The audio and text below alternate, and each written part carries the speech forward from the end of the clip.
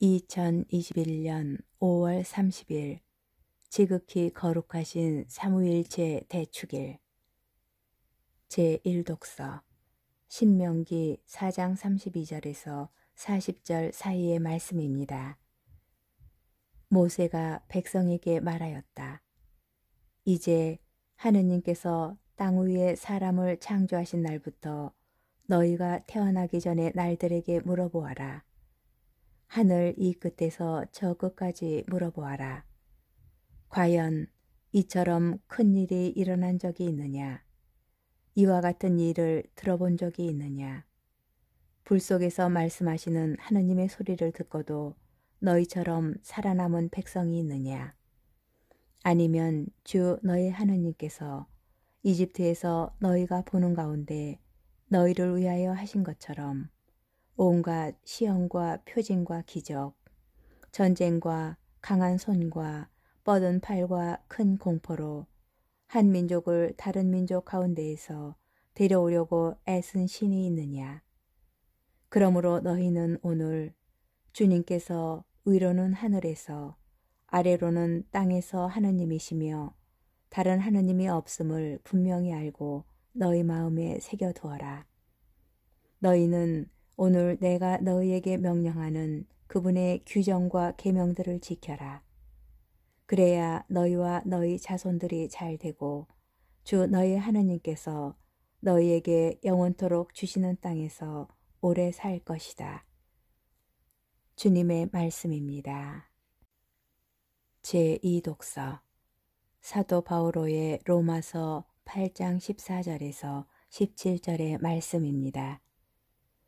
형제 여러분, 하느님의 영의 인도를 받는 이들은 모두 하느님의 자녀입니다.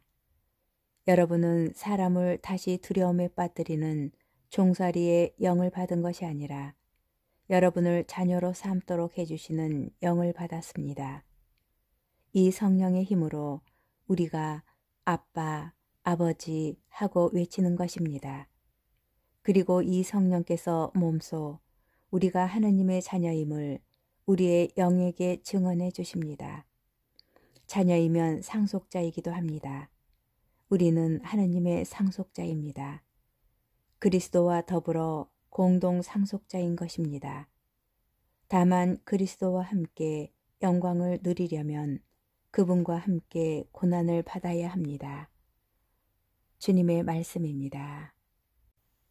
복음 마테오 복음 28장 16절에서 20절의 말씀입니다.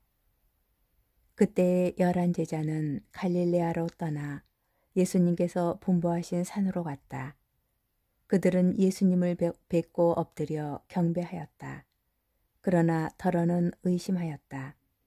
예수님께서는 그들에게 다가가 이르셨다. 나는 하늘과 땅의 모든 권한을 받았다.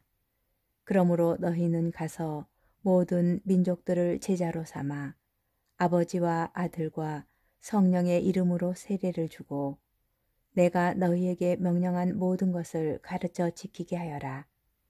보라, 내가 세상 끝날까지 언제나 너희와 함께 있겠다. 주님의 말씀입니다. 오늘의 묵상. 오늘 제1독서는 구원의 역사 안에서 이스라엘 백성에게 베푸신 하느님의 사랑을 전해줍니다. 이스라엘 사람들에게 베푸신 하느님의 사랑은 바로 하느님 당신께서 누구이신지를 알게 하려는 것입니다. 우리는 오늘 복음에서 예수님께서 제자들에게 말씀하신 대로 성부와 성자와 성령의 이름으로 세례를 받았고 오늘 제2독서에서 언급하듯이 하느님의 자녀가 되었습니다. 그래서 세례로 그리스도인이 된 우리는 무슨 일을 하든지 기도하거나 식사를 할 때도 성부와 성자와 성령의 이름으로 시작하며 십자성호를 긋습니다. 십자성호를 긋는 것은 사랑으로 하나이신 성부와 성자와 성령의 삼위일체 하느님을 향한 우리의 신앙 고백입니다. 삼위일체 신앙은 그리스도 신앙의 핵심이며 신비입니다. 사실 그 어떤 비유와 설명으로도 삼위일체 신비를 설명하기가 어렵습니다. 삼위일체 교리는 우리의 믿음과 하느님의 계시로 알 수 있기 때문입니다. 심오하고 놀라운 신비인 삼위일체 하느님의 교리를 이해하기는 어렵지만 하느님은 사랑이십니다. 라는 말씀을 통하여 우리의 하느님께서 어떤 분이신지 알 수 있습니다. 우리는 소통이 되지 않을 때 먹통이다 또는 불통이다 라고 말합니다. 우리가 하느님을 사랑하고 이웃을 사랑하는 주님의 말씀에 따라 사랑을 실천하며 살아갈 때 삼위일체 하느님께서 내적으로 소통하시듯 우리와 소통하시고 우리는 세상에 그분의 모습을 드러내게 됩니다.